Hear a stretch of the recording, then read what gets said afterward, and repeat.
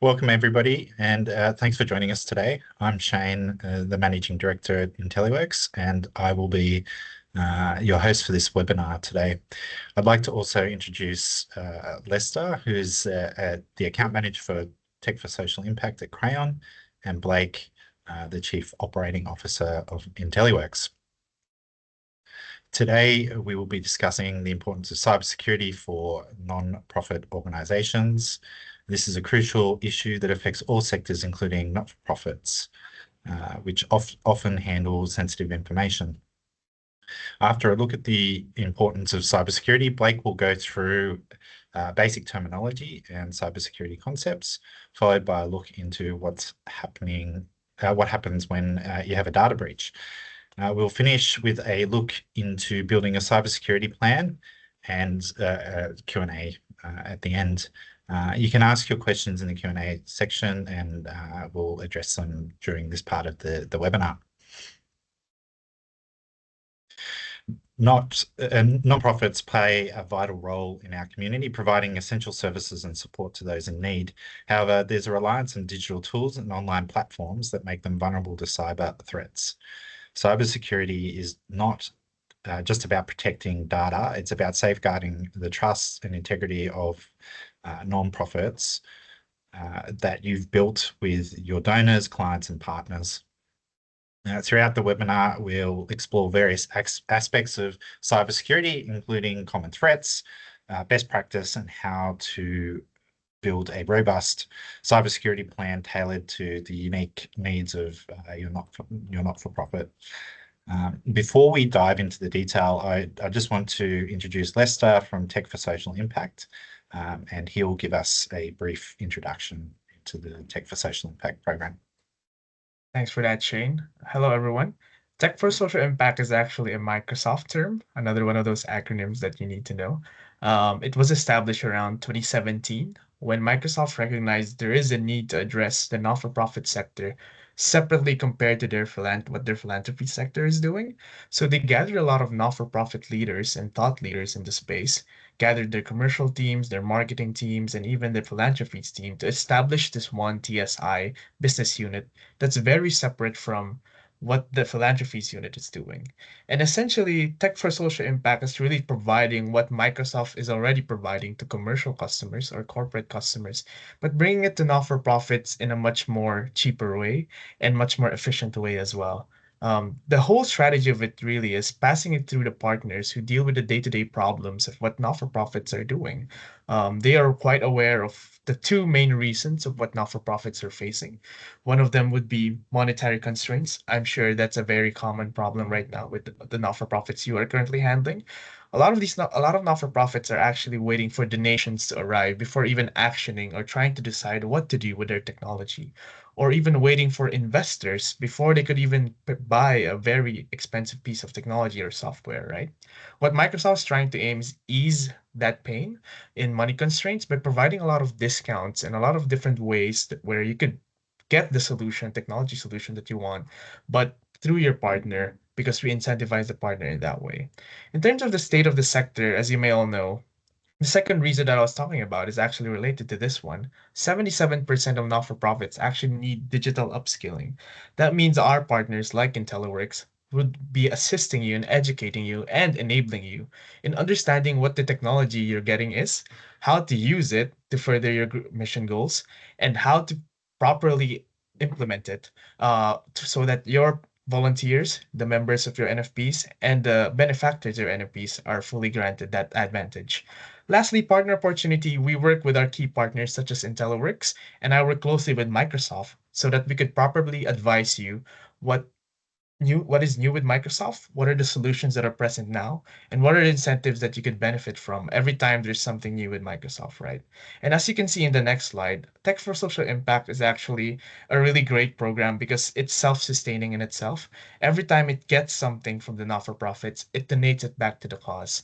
As you can see, $3.8 billion was actually funded back into grants or discounts for software and services. So each year that actually grows. This was around FY23. So I'm pretty sure the number that we'll be getting before the end of this fiscal year is going to be bigger. Around $330 million was donated by Microsoft employees, and the sort of the company matched that into the not-for-profit sector. And this was the best part about it. 325,000 NFPs are actually equipped with modern and secure, scalable Microsoft Cloud solutions already. So what that means is this not-for-profit organization count keeps going up. But did you know in Australia there's around 70,000 charities, which means globally there's only 325,000 getting that Microsoft advantage. But Australia has 70,000 charities. That means there's much more opportunity for NFPs here to get the advantage that Microsoft is giving and to get the advantage of that Intelliworx is giving with their not-for-profit customers. And as you can see, sort of four quadrants there: affordable and technology solutions. As you may know, there are heavy discounts on the different types of licensing you can get that Intelliworx can advise you on. Social investment model, this is where I meant by Microsoft is investing it back to the space, whether that be in discounts or with other not-for-profits. Capacity building, this is really just helping our partners reach out to not-for-profits by giving them data sets and letting them know what's the best way to reach these not-for-profits and help them out. And lastly, a partner ecosystem. Microsoft really values their partners, and the values of trust and transparency is always there. And that's why Intelliworx is hosting the webinar now. Uh, One of our most trusted partners in the space will tell you more about cybersecurity. Shane and Blake will now delve into more of the cybersecurity essentials in the NFP ecosystem. On to you, Shane. Thanks, Lester, for the great overview of the TSI program. Uh, Cybersecurity for nonprofits is crucial because they often handle sensitive information, including donor details, client data, and financial records. Organizations like yours collect and store a variety of sensitive information that, if compromised, can have serious consequences. Donor details such as names, addresses, and payment information are particularly valuable to cyber criminals. Client data, which may include personal information, health information, it must be protected to maintain trust and comply with privacy regulations. Financial records, including bank account details and transaction histories, are also prime targets for cyber attacks. Non-profits are increasingly targeted by cyber threats due to perceived vulnerabilities and valuable data. Cyber criminals often view NFPs as easy targets because they may lack the resources to implement robust security measures. The valuable data held by NFP organizations make them attractive targets for cyber attacks, as nonprofits increasingly rely on digital tools, online platforms. The risk of cyber threats grow. A cybersecurity breach can severely impact your non-profit's operations, leading to financial loss, legal liability, and damage to reputation. The financial impact of a cybersecurity breach can be devastating for non-profits, which often operate on quite tight budgets. Legal liabilities will arise as well if a breach involves the exposure of personal information, and that'll lead to potential fines and quite high legal fees. The damage to reputation can be long-lasting, as donors and clients may lose trust in your organization's ability to protect their information. Rebuilding trust and recovering from a breach can take significant time and resources, diverting attention from the actual mission. For instance, a data breach can result in a loss of donor trust, which can affect fundraising efforts and overall mission success. You know better than anyone that donor trust is essential, as it directly impacts fundraising efforts. A data breach can lead to donors questioning the organization's ability to safeguard their information, resulting in decreased donations. The loss of donor trust can also affect the ability to attract new donors, partners, and generate income for your organization. Ultimately, a breach can hinder the NFP's ability to achieve its mission and serve its clients. According to the Australian Signals Directorate, cyber incidents for non-profits can lead to the loss of sensitive information, service disruptions, and long recovery processes.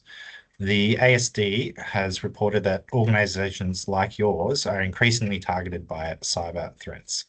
Cyber incidents can lead to the loss of sensitive information, which can have serious consequences for both the organization and clients. Service disruptions caused by cyber attacks can hinder the nonprofit's ability to deliver essential services and support to its community. The recovery process from a cyber incident can be long and complex, requiring significant time and resources to restore normal operations. Also in New Zealand, the National Cybersecurity Centre has also highlighted the increasing cyber threats faced by non-profits and the need for robust cybersecurity measures. The NCSC recommends that non-profits implement robust cybersecurity measures to protect their data and systems.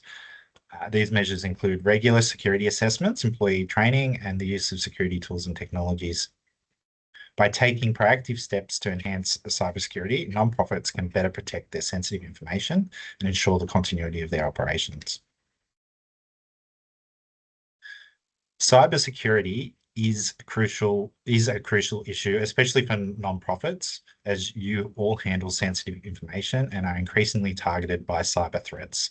A cybersecurity breach can have severe consequences, including financial loss, legal liabilities, and damage to reputation. By implementing a robust security measure, you can protect your data, maintain donor trust, and continue to achieve your mission. And by being here, you're taking the first steps on that very important journey. Now, I'm going to hand over to Blake, and he'll explain a few cybersecurity basics. Thanks, Shane. Hi, as Shane mentioned earlier, my name is Blake, and I am the Chief Operations Officer at Intelliworx. I will be discussing the basics of cybersecurity today. Shane explained to us why cybersecurity is important for not-for-profits, but let's start with some key concepts and terminology. Cybersecurity involves protecting systems, networks, and data from digital attacks. It encompasses a range of practices, technologies, and processes designed to safeguard information and ensure its confidentiality, integrity, and availability. Some of the key terms it helps to know include confidentiality, ensuring that sensitive information is accessible only to those authorized to access it. Integrity, maintaining the accuracy and completeness of the data you hold. And availability, ensuring that information and resources are available to authorized users when required. Some of the common types of cyber threats we see currently include phishing, fraudulent attempts to obtain sensitive information by disguising as a trustworthy entity.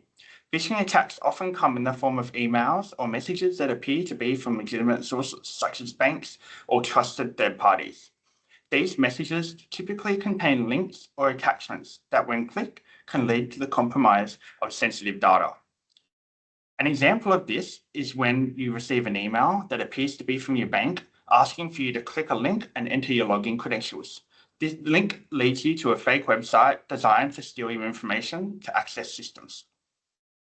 Malware. Malicious software designed to damage or disrupt systems. Malware can take many forms, including virus, worms, and spyware.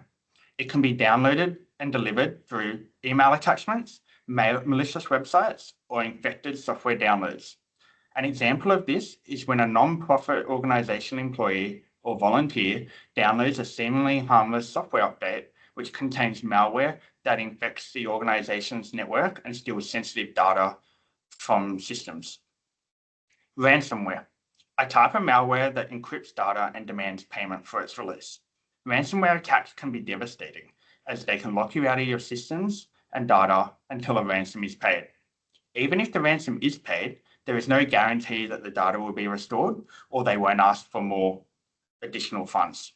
An example of this is when a non-profit's database was encrypted by ransomware, and the attackers demanded a ransom in cryptocurrency in order to decrypt the data. The organization faces the difficult decision in this case. Do they pay the ransom, or do they risk losing critical information and attempt to rebuild? Some basic cybersecurity practices include using strong passwords. We should be creating complex passwords that are strong and should be at least 12 characters long and a mix of letters, numbers, or special characters. We should avoid using easily guessable information, such as birthdays or common words, and we should avoid using the same password across multiple systems. We recommend using a password manager in order to generate and store long, unique passwords for each of your accounts that you use. Enabling two-factor authentication, or 2FA, adds an additional layer of security by requiring a second form of verification. 2FA typically involves, during authentication, something you know, such as a password, and something you have, such as a mobile device or a security token. An example of this is after entering your password, you are prompted to enter a code that you must enter to access your account. Regular software updates. Ensuring all software is up to date to protect against known vulnerabilities. Software updates often include security patches that address newly discovered threats. Regularly updating your operating systems, applications, and antivirus software is crucial for maintaining security in your organization. We recommend that you enable automatic updates after testing, of course, whenever possible to ensure your software is always up to date and current. Employee training. Educate staff and volunteers on cybersecurity best practices and how to recognize threats. Regular training sessions or training systems can help employees stay informed about the latest threats and how to respond to them.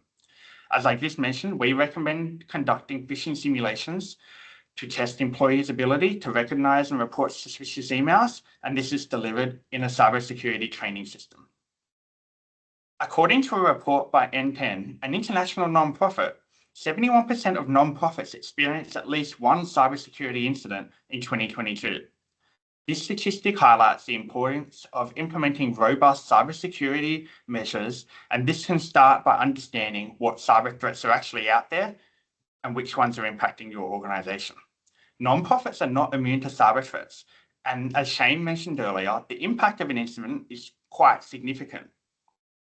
Understanding the basics of cybersecurity is essential for protecting your organization in this digital world. By implementing basics such as strong password, enabling two-factor authentication, keeping software up to date, and educating employees, you can significantly enhance your cybersecurity posture. Remember, cybersecurity is an ongoing, active process, and staying informed about the latest threats and best practice is key to maintaining a secure environment. Now we'll head over to Shane for some practical insights.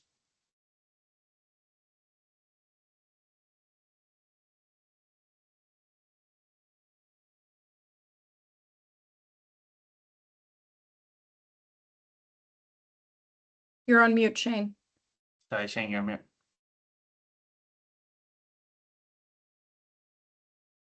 Thanks, Blake. So let's now talk about what happens when you have a data breach. Knowing how to respond effectively can mitigate damage and ultimately protect your organization. If you experience a data breach, there are immediate steps that you need to take to mitigate the damage. The first 24 hours after discovering a data breach are crucial. Your actions during this period can significantly impact the extent of the damage and the speed of recovery. One of the first things you need to do is assess the situation, identify the source and the extent of the breach so you can address it immediately. This involves activating your incident response team to determine which files were accessed and what actions were taken by the hacker. First, we need to identify and contain the breach to prevent further data loss, taking any affected equipment offline immediately to stop additional data loss. But we shouldn't turn any machines off until forensics experts have analyzed the evidence. If a hacker has stolen credentials, your system will remain vulnerable until you change those credentials. Do this as soon as possible to prevent any further unauthorized access. Secure physical areas related to the breach by locking them and changing access codes if you need to. Next, we need to notify affected parties. This includes donors, clients, the regulatory authorities, as the law requires. So this means communication is key to minimizing the financial and reputational impact of a data breach. You have an obligation to reach out to any and all affected individuals as quickly as possible. You develop a clear and consistent message that tells your stakeholders what's happening, what you did when it happened, and how you're moving forward. Be open and honest about the situation. In Australia, the notifiable data breaches scheme requires organisations to notify individuals and the Office of the Australian Information Commissioner when a data breach is likely to result in serious harm. In New Zealand, the Privacy Act requires organisations to notify the Privacy Commissioner of serious privacy breaches as soon as practicable, ideally within 72 hours of becoming aware of the breach. It's important to understand the legal and regulatory requirements in Australia and New Zealand, such as the mentioned notifiable data breaches scheme in Australia. The NDB scheme mandates that organisations covered by the Privacy Act 1988 must notify affected individuals and the OAIC if a data breach is likely to result in serious harm. In New Zealand, the Privacy Act requires organisations to notify the Privacy Commissioner of serious privacy breaches promptly. Understanding these requirements ensures that your organisation complies with legal obligations and maintains transparency with stakeholders. This really underscores the need for a comprehensive cybersecurity measures and incident response plans. Having a well-defined incident response plan can help your organisation respond quickly and effectively to a data breach. Regularly review and update your cybersecurity measures to ensure they are robust and they're up to date. Conduct regular training for employees to help them recognise and respond to cyber threats. Implement strong cybersecurity practices can significantly reduce the risk of data breaches.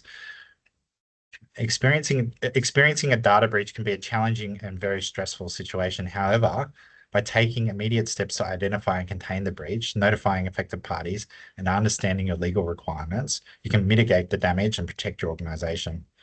Learning from real-world examples and implementing comprehensive cybersecurity measures can help prevent further incidents and ensure safety and data integrity. Blake's now going to talk about building a strong cybersecurity strategy. Thanks, Shane. It was good to understand what to do in a breach. We have uncovered the importance of cybersecurity, the basic terminology, and what happens when a data breach occurs. Now I want to talk about building a comprehensive cybersecurity plan for your non-profit organization.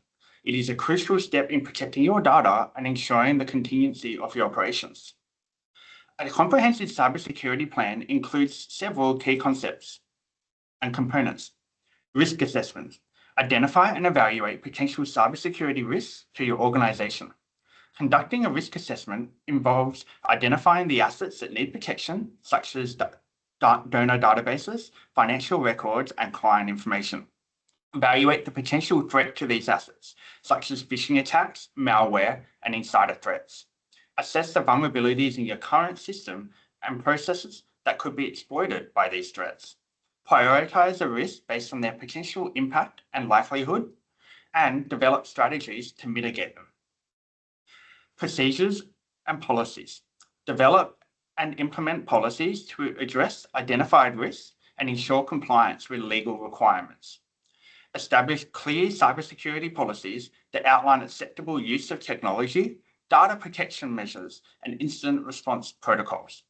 Ensure that these policies are communicated to all staff and volunteers and provide training to them to help them understand and adhere to the adopted policies. Regularly review and update your policies to reflect changes in technologies, regulation, and the threat landscape. A good idea or example of this is with AI being more involved in our businesses, organizations, in terms of productivity, and therefore we should be regularly reviewing to incorporate AI in part of our policies and procedures. Incident response plan. Prepare a plan for responding to cybersecurity incidents, including data breaches. An incident response plan outlines the steps to take in the event of a cybersecurity incident, such as a data breach or ransomware attack. The plan should include procedures for identifying and containing the incident, notifying affected parties, and recovering from the incident. Assign roles and responsibilities to specific team members within your organization and ensure they are trained and have the capacity to respond effectively to an incident. Conduct regular drills and tabletop simulations to test the effectiveness of your response plan and make improvements based on those results. Audit yourself regularly, either internally to begin with or through a third party to assess the effectiveness of your cybersecurity measures. Regular audits help ensure that your cybersecurity measures are working as intended and identify areas for improvement. Conduct both internal and external audits to get a comprehensive view of your cybersecurity posture. Use these findings from the audit to update your risk assessment policies and incident response plan. We'll discuss how to assess and mitigate risks, such as conducting vulnerability assessments and implementing security controls. A vulnerability assessment includes scanning your systems and networks for weaknesses that could be exploited by attackers. Use automated tools to identify vulnerabilities such as outdated software, misconfigured settings, and weak passwords. Implement security controls to mitigate the identified risks, such as installing security patches, configuring your firewalls appropriately, and enforcing strong password policies. Regularly update your vulnerability assessments to stay ahead of new threats and vulnerabilities. Best practices for training staff and volunteers include regular cybersecurity training sessions and simulated phishing exercises, as I alluded to earlier. Regular training sessions help ensure that staff and volunteers are aware of the latest cybersecurity threats and best practices. Training should cover topics such as recognizing phishing emails, creating strong passwords, reporting suspicious activity, and how to handle AI. Simulated phishing exercises can help employees practice identifying and responding to phishing attempts in a safe environment. Provide feedback and additional training based on the result of these simulations and training in order to improve overall awareness and preparedness. There are many resources and tools available for nonprofits to enhance their cybersecurity. Online training programs, such as those offered by the Australian Cybersecurity Centre and CERT New Zealand, provide valuable resources and guidance. Take advantage of these resources to enhance your cybersecurity measures without straining your budget. The Australian Cybersecurity Centre provides a cybersecurity checklist for charities and nonprofits, which includes some key practical steps to improve your cybersecurity. The checklist covers key areas such as securing your devices, protecting your data, and responding to incidents.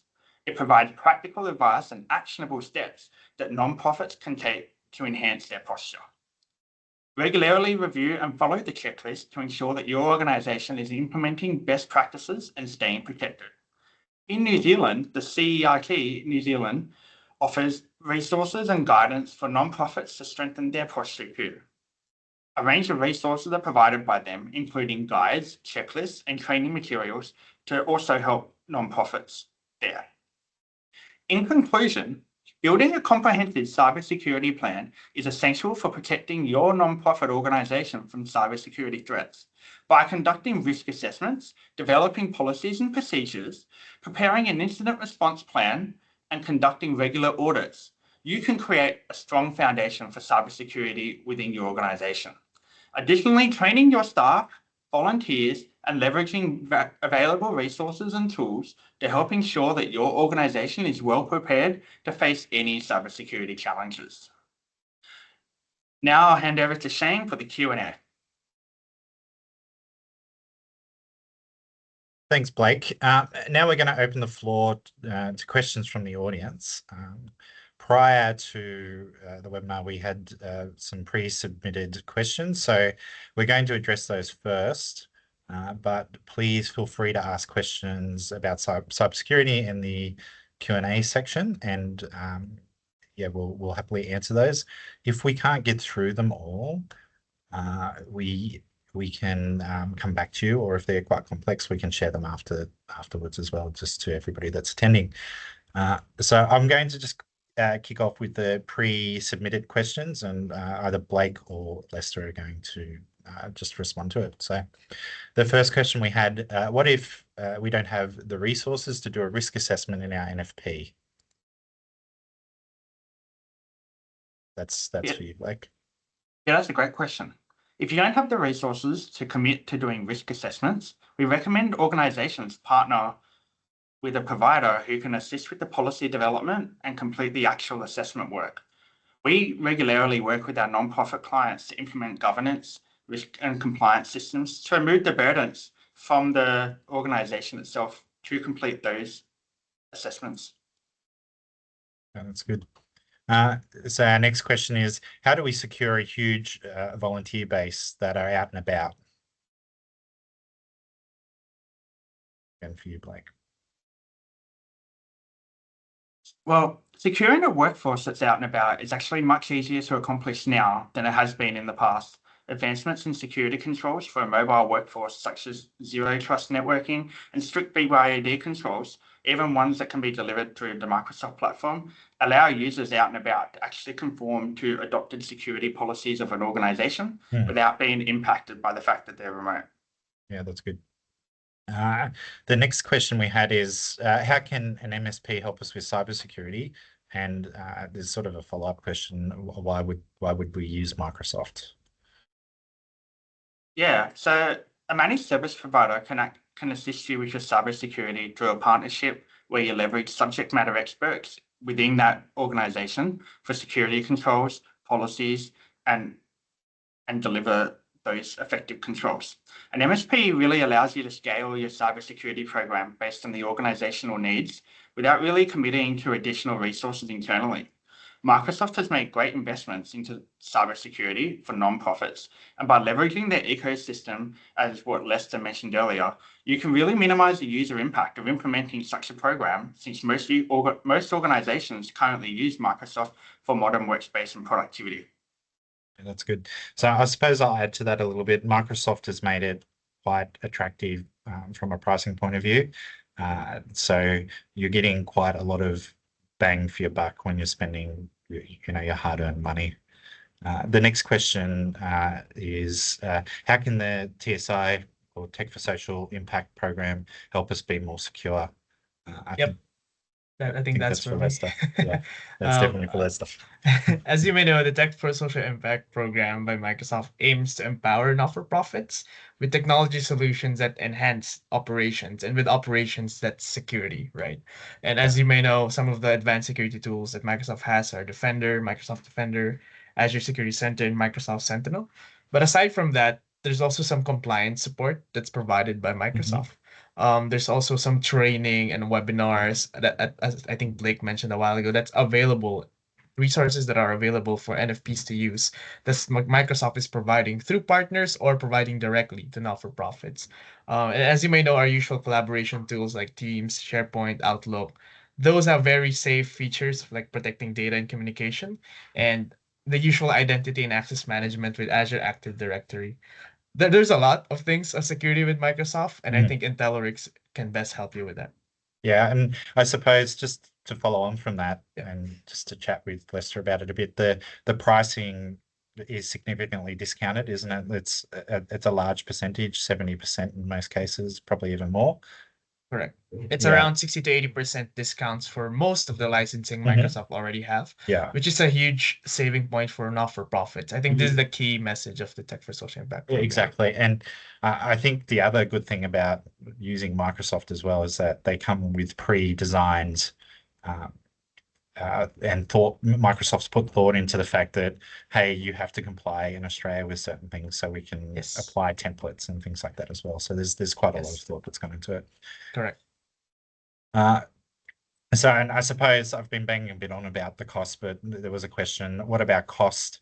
We don't have a lot of budget. Why should we think about a comprehensive security strategy? Aren't the basics enough? So I think that's probably a Blake question as well.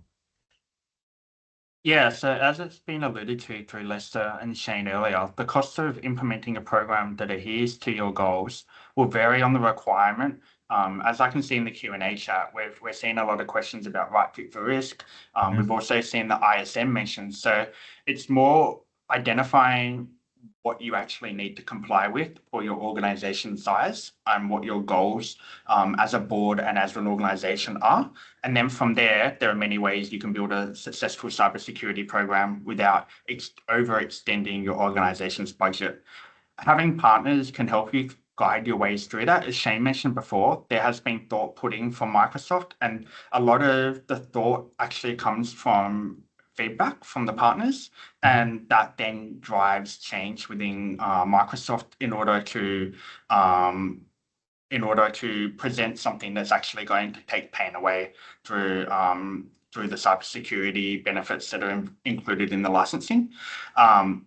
And yeah, as I said before, a partner can really help you increase the cybersecurity controls that you can apply while minimizing the impact of budgets, because they're working within those ecosystems, those tools, the licensing works, things like that on a day-to-day basis.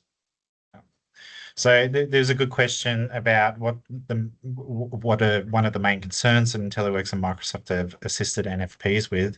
So I think the main concern here is modernizing NFPs environments. So a lot of NFPs have historically been on site because it's been easier to manage, low budgets and things like this. So it's about ensuring cost is managed while we modernize that security footprint. And on top of that, it's about taking where your security currently is and bringing it up to a standard that's acceptable for both the organization and just the sector in general. So we're aiming for most of our NFP clients to be on that ASD8 sort of level 2 sort of standing in terms of their security and their overall environments, just so that it helps us best protect the environment, but also allows you and your staff to just get their job done as well. So I think that probably covers out that question. Just have a look and see if there's any other that we can answer. Blake, did you want to speak about right fit for risk? There was a question. Yeah, I alluded to a bit earlier in the sense that not all organizations, I guess, will go through the right fit for risk process. We've got some organizations that don't do right fit for risk. And I can see through the Q&A as well that some people have said they don't need outside help with it. And we've seen it on both sides. We've seen some organizations not need outside help from it, but we've also seen other organizations that operate 20 sub-brands, and they required outside help. And just because of their geographical presence, just because of the amount of brands they operated, and some of the right fit for risk things that were incorporated required external help. Excellent. I'm just seeing if there's any more questions. Yeah, so there's a question here that's just come through about checklists. So we do have some generic checklists that we can share with you after we've had a chat with you, just so that we can step you through that and help you potentially develop a more comprehensive sort of cybersecurity plan.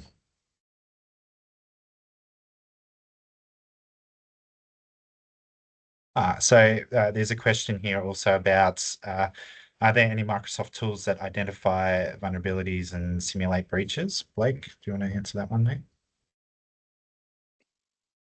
Yes, there are. So in regards to Microsoft tools that simulate breaches, you can, if you have implemented things like Defender for Endpoint and Defender for Office, you can simulate to a certain extent with what that is going to look like. Microsoft also does provide, I guess, false positive files that look like a normal malicious file, but then it triggers that process. So if you've got that file, then you can test and see and actually work with the wider team to see what the impact of that is, and that really helps measure the response of that incident within your organization. In regards to vulnerabilities itself, if you have certain Microsoft licensing, you do get vulnerability scanning in the licensing, and we've leveraged that to get a better understanding of where the gaps are in an organization, and then we can build a plan to remediate against that, or putting a compensating control if we're unable to do anything in the interim to remove that vulnerability. Yeah, that's good. So Mikey's asked, how important is an authentication app instead of using text or phone call MFA? Yes, that's a good one. So text or phone call for MFA isn't phishing resistant, because you can if you get control of that number, you can approve authentication requests and get access into systems. By having a separate by having Microsoft Authenticator or a competing product, you can actually ensure that it's phishing resistant, because it's not using a phone number that can be ported to another phone, or someone's somehow got access to those messages. Whilst having it in Authenticator, there's other things that happen in there.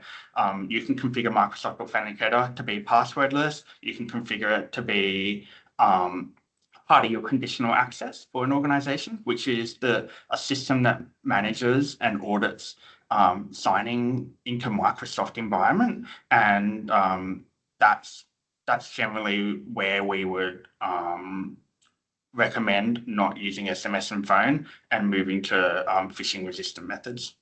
So I would say it's quite important. Yeah, that's good. So there was a question about us helping develop incident and response plans and cybersecurity management plans. So we do this regularly. We can reach out separately after this. If anybody needs help with that, just feel free to reach out to us.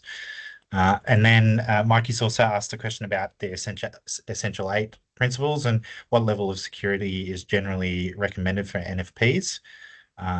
Blake can probably speak in a bit more detail, but we like to get people at least to level 1. Our real recommendation is to get as much as we can to level 2.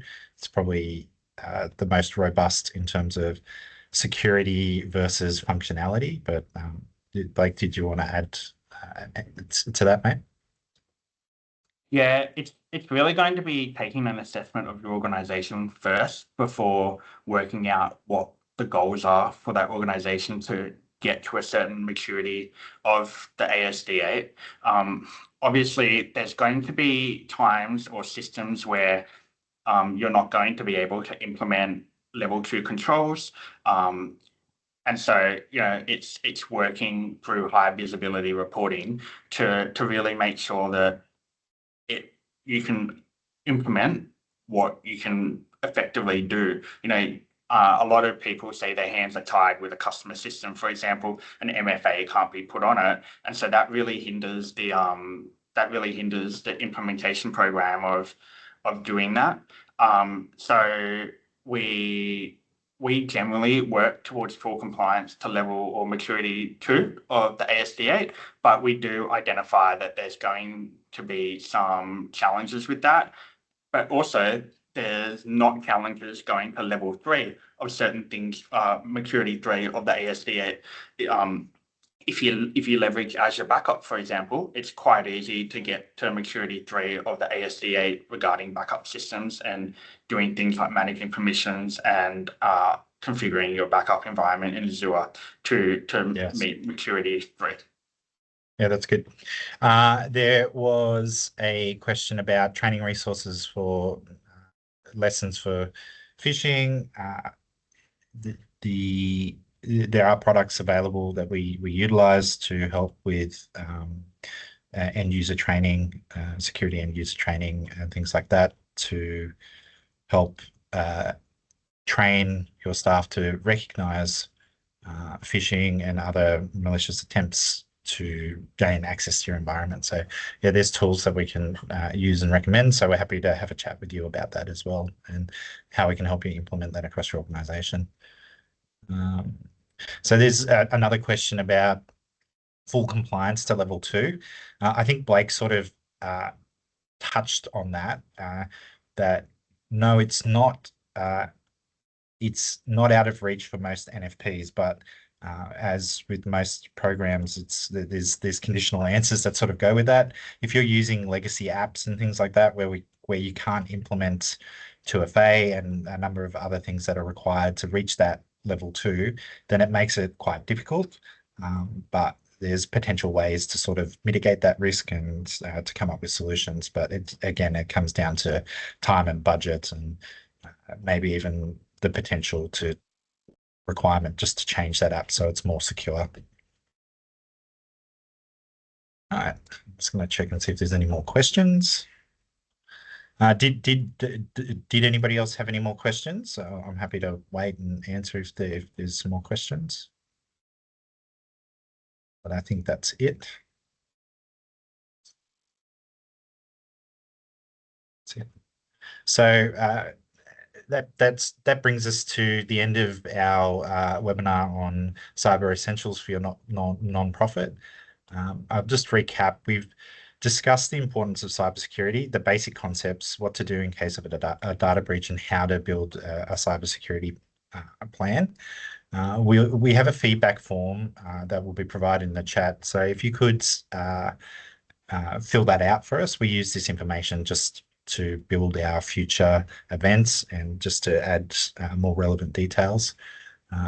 If you need any help or some more resources, some of you've mentioned that in the chat, we're happy to have a call with you. So feel free to contact us directly, or go and check out our website and fill out the contact us form.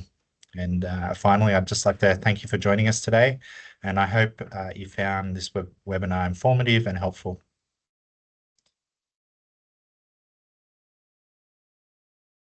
Thanks, everyone. Yeah, thank you. Thank you.